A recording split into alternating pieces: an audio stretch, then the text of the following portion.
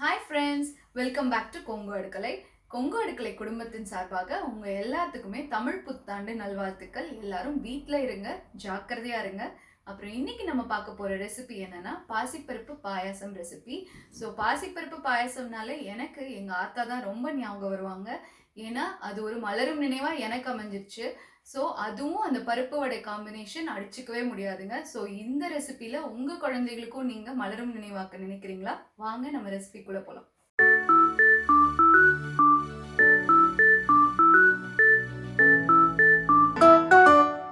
கால் cup பாசிப்பருப்பு எடுத்துருக்கேங்க. இந்த பாசிப்பருப்பு எடுத்த கப்லேயே ஒரு கப்பு போல் வெல்லம் எடுத்துக்கோங்க. 1.25 கப்பு போல் தேங்காய் எடுத்துக்கோங்க. அப்புறம் முந்திரி, திராட்சை, இது நம்ம கடைசியாக வறுத்து ஆட் பண்ணுறதுக்கு நெய்யில். இப்போ முந்திரி திராட்சை இல்லாட்டி நீங்கள் தேங்காவை கூட சின்ன சின்ன கீத்தா போட்டு அதை நீங்கள் வறுத்து ஆட் பண்ணிக்கலாம். அப்புறம் இங்கே ஏலக்காய் பொடி நான் கொஞ்சம் எடுத்து வச்சுருக்கேன். இதில் பார்த்திங்கன்னா 1 டேபிள் ஸ்பூன் போல் பச்சரிசியை நான் ஒரு அரை மணி நேரம் ஊற வச்சு எடுத்து வச்சுருக்கேன். அதுக்கப்புறம் நெய் தேவையான அளவு இந்த முந்திரி திராட்சையை வறுக்கறக்கு எடுத்துக்க போகிறோம். இது பார்த்திங்கன்னா இந்த தேங்காய் கூட இந்த பச்சரிசியை நீங்கள் சேர்த்துக்கோங்க. சேர்த்துட்டு இப்போ நீங்கள் சப்போஸ் உங்ககிட்ட ஏலக்காய் பொடி இல்லைங்கிறப்போ இது கூடயே 2 ஏலக்காய் சேர்த்துக்கோங்க. சேர்த்துட்டு கொஞ்சமாக தண்ணி சேர்த்து ஃபஸ்ட்டு அரைச்சிக்கோங்க. அரைச்சி நல்லா மையாக அரைச்சிக்கணும். அதாவது இப்போ நம்ம பால் எடுத்து பண்ண போகிறதில்ல, இந்த தேங்காவை அப்படியே நம்ம ஆட் பண்ண போகிறோம். ஸோ இதை நல்லா மையாக அரைச்சிட்டு அதுக்கப்புறம் தான் நம்ம தண்ணி சேர்த்துவோம். ஸோ கொஞ்சமாக தண்ணி சேர்த்து ஃபஸ்ட் நம்ம அரைச்சி எடுத்துக்கலாம். இப்போது நம்ம இந்த கடாயில் நம்ம எடுத்திருந்த பாசிப்பருப்பை போட்டுக்கலாம்.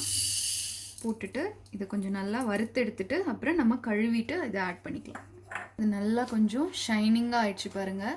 ஸோ இந்த அளவுக்கு வறுத்து உடனே எடுத்து இது நம்ம வாஷ் பண்ணி மறுபடியும் இதே கடாயில் ஆட் பண்ணிக்கலாம். இப்போ பாருங்கள், நான் இது கழுவி இதில் ஆட் பண்ணிட்டேன். நான் 1 கப் அளவு தண்ணி சேர்த்துருக்கேன். சேர்த்து நம்ம இதை நல்லா வேக விடணுங்க. நல்லா மசிகிற அளவுக்கு வேகணும். ஸோ நம்ம ஏன் வறுக்கிறோன்னா இது சீக்கிரமாக வேகிறதுக்காக தான் வறுத்து ஆட் பண்ணுறோம். ஸோ கொஞ்சமாக சிம்மில் வச்சுக்கோங்க, இல்லாட்டி பொங்கி வரும். இப்போ பார்த்தீங்கன்னா நான் இதுக்கு 1 கப்பு சேர்த்து வேக வச்சேன். இப்போ ஒரு பருப்பு ஒரு மாதிரி இருக்குங்க. அதனால நீங்கள் இப்போ தண்ணி ரொம்ப கம்மியாகுது அது வேக வேகனா, அப்போ நீங்கள் கொஞ்சமாக மறுபடியும் சுடு தண்ணி வச்சு இதில் ஆட் பண்ணிக்கோங்க, இல்லாட்டி கீழே அடி பிடிச்சிடும். இப்போ பாருங்கள், இந்த பாசி பருப்பு கொஞ்சம் அரைப்பதம் வெந்துருச்சு. இப்போ இது வேகட்டுங்க, நல்லா இன்னும் முழுசாக வேகணும். அப்போ நம்ம அதுக்குள்ளே வெல்லம் இப்போ காய்ச்சி எடுத்து வச்சுக்கலாம் அதே இன்னொரு அடுப்பில். இப்போது இந்த கடாயில் நம்ம எடுத்திருந்த வெல்லம் போட்டுக்கோங்க. அப்புறம் இதில் ஒரு அரை கப் போல் தண்ணி சேர்த்துடுங்க. இது நல்லா கரையட்டும். இப்போ பாருங்கள், நம்ம வெல்லம் எல்லாமே உருகிருச்சு. இப்போ இந்த ஸ்டேஜில் நம்ம இதை எடுத்துகிட்டு பாசிப்பருப்பு வெந்துருச்சான்னு பார்த்துட்டு நம்ம இதை அது கூட ஆட் பண்ணிக்கலாம். பாருங்கள், பாசிப்பருப்பு நல்லா வெந்துருச்சு. எனக்கு 15 நிமிஷம் போல் ஆச்சுங்க. இப்போ இங்கே பார்த்தீங்கன்னா, இப்போ நீங்கள் அமர்த்தி பார்த்தீங்கன்னா நல்லா மசிது பாருங்கள். இந்த ஸ்டேஜில் நம்ம காய்ச்சி வச்சுருந்த வெல்லத்தை ஆட் பண்ணலாம். இப்போ நான் ஆல்ரெடி சொன்ன மாதிரி இப்போ என்கிட்ட பியோர் வெல்லம் கிடச்சிது, அதனால இதில் கல்லெல்லாம் இல்லைங்க. ஸோ அதனால் நான் இதை அப்படியே டைரெக்டாக ஆட் பண்ணுவேன். சப்போஸ் இப்போ உங்கள் கிட்டே இருக்கிறது மணல் அந்த மாதிரி இருந்ததுன்னா நீங்கள் அப்போ அதையை வடித்து ஆட் பண்ணிக்கோங்க இதில். ஸோ நம்ம இப்போ இதில் இந்த வெல்லத்தை ஆட் பண்ணிக்கலாம். இப்போ பாருங்கள், நான் வெல்லம் ஆட் பண்ணியாச்சு. இப்போது இதை நல்லா மிக்ஸ் பண்ணி விட்டுட்டு இது ரொம்ப நேரம் கொதிக்கணுன்ட்டு இல்லை, இதை நம்ம இப்போது அடுப்பை சிம் பண்ணி வச்சுக்கோங்க. இப்போ பாருங்கள், நான் இந்த தேங்காயும் பச்சரிசியும் சேர்த்து அரைச்சி எடுத்து வச்சுருக்கேன். நீங்கள் மையாக அரைச்சிட்டு அதுக்கப்புறம் இந்த கன்சிஸ்டன்சி வர அளவுக்கு நீங்கள் தண்ணி சேர்த்துக்கோங்க. ஏன்னா நம்ம பச்சரிசி சேர்த்துறனால இதில் ஆட் பண்ணோன்னா திக்காகும் பாயாசம்.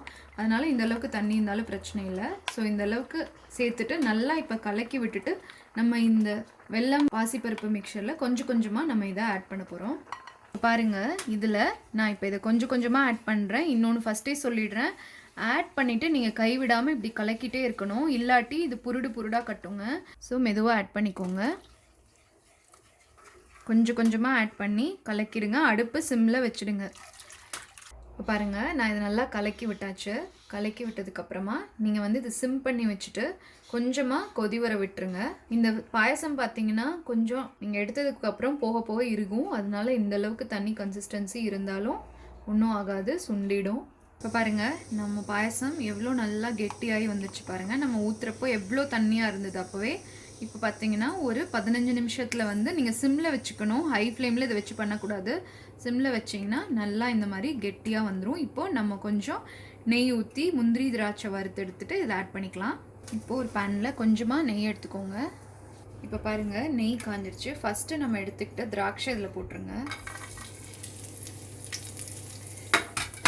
இப்போ பாருங்கள் இந்த திராட்சையெல்லாம் நல்லா இப்படி உப்பி வந்தோன்னே நம்ம எடுத்திருந்த முந்திரியும் போட்டுக்கோங்க. உடைச்சி போட்டுக்கோங்க முந்திரி. இப்போ இந்த ஸ்டேஜில் உங்ககிட்ட முந்திரி திராட்சை இல்லைன்னா நம்ம எடுத்திருந்த தேங்காய் வந்து நீங்கள் சின்ன சின்னதாக கட் பண்ணி அதை இந்த மாதிரி வறுத்து நீங்கள் ஆட் பண்ணிக்கலாம். இப்போ பாருங்கள் நம்மளோட முந்திரியெல்லாம் நல்லா ப்ரௌன் ஆயிடுச்சு, திராட்சையும் நல்லா உப்பிடுச்சு. இந்த ஸ்டேஜில் நீங்கள் எடுத்துருங்க, இல்லாட்டி கருகிடும். ஸோ இப்போ நம்ம இதை அப்படியே பாயசத்தில் ஆட் பண்ணிக்கலாம். இப்போ இங்கே பாருங்கள் இந்த பாயசம் நல்லா திக்காயிடுச்சு. ஸோ இதில் நம்ம எடுத்து வச்சு இந்த ஏலக்காய் பொடி ஆட் பண்ணிக்கோங்க. ஃபஸ்ட்டே நீங்கள் அந்த தேங்காய் கூட சேர்த்து அரைச்சிருந்தீங்கன்னா ஆட் பண்ண வேண்டிய தேவையில்லை. இப்போ இதில் நம்ம வறுத்த முந்திரி திராட்சையை மெதுவாக சேர்த்துக்கோங்க. அவ்வளோதாங்க, நம்ம பாயசம் ரெடி ஆயாச்சு. இப்போ பாருங்கள் நம்மளோட பாசிப்பருப்பு பாயசம் சூப்பராக தயாராகிடுச்சு. இது கண்டிப்பாக நீங்கள் ட்ரை பண்ணி பாருங்கள். இங்கே பாருங்கள் எவ்வளோ கெட்டியாக நல்லா வந்திருக்கு. ஸோ இது டேஸ்ட்டும் ரொம்ப நல்லாயிருக்கும். கண்டிப்பாக ட்ரை பண்ணி பாருங்கள். டிப் ஆஃப் த டேங்க, இன்றைக்கி நம்ம பண்ண பாயாசம் ரெசிபியில் நம்ம வந்து அரிசியும் தேங்காவும் அரைச்சி ஊற்றிருக்கோம். ஸோ அதனால என்ன ஆகும்னா இது நேரம் ஆக ஆக இறுகிட்டே இருக்கும், கெட்டி பதம் வரும். அதனால தான் நம்ம வந்து ஃபஸ்ட்டே ரொம்ப தண்ணியாக ஊற்றி பண்ணணும். ஸோ இப்போ சப்போஸ் நீங்கள் பண்ணி கடைசியில் எண்ட் ரிசல்ட் வந்து கொஞ்சம் கெட்டியாக வந்துச்சுன்னா கவலைப்படாதீங்க. ஸோ நீங்கள் அது வந்து பரிமாறுறப்போ கொஞ்சமாக சுடுபால் வந்து அது கூட சேர்த்துக்கோங்க. அதாவது கொஞ்சம் நல்லா சூடு பண்ணி அந்த பால் வந்து கொஞ்சமாக சேர்த்துங்க, நிறையா சேர்த்துக்கூடாது. கொஞ்சமாக சேர்த்தி நீங்கள் மிக்ஸ் பண்ணிவிட்டு டேஸ்ட் பண்ணிங்கன்னா இன்னுமே சூப்பராக இருக்கும். இந்த பாசிப்பருப்பு பாயசம் ரெசிபி உங்கள் எல்லாத்துக்குமே ரொம்ப பிடிச்சிருக்கும்னு நினைக்கிறேன். கண்டிப்பாக இந்த தமிழ் புத்தாண்டுக்கு நீங்கள் எல்லாமே ட்ரை பண்ணி பாருங்கள். அப்புறம் அது கமெண்ட்டில் என் கூட ஷேர் பண்ணிக்கோங்க.